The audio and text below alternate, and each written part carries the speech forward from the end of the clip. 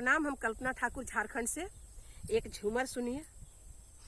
पातरसी किया पातरसी का बढ़नी पातर संवरो न उजे आगना बहरली पातर संवरो न आगन बहरते में छूटले पासे नवा पोछाए बालमना माखा माला के रूमालिया पोछाए बालमना माखा माला के रूमालिया झररे झरो खचड़ी सासु नीरे खलिया होए बाबूना भैला बहू के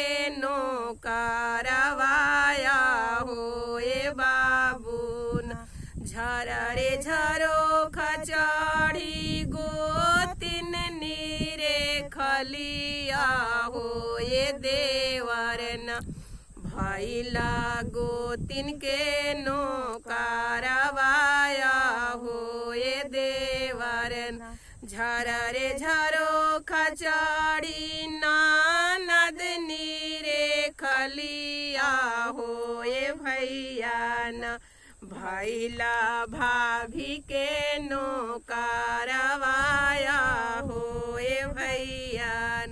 यदि ये गाना अच्छा लगता है तो लाइक शेयर सब्सक्राइब कीजिएगा। धन्यवाद।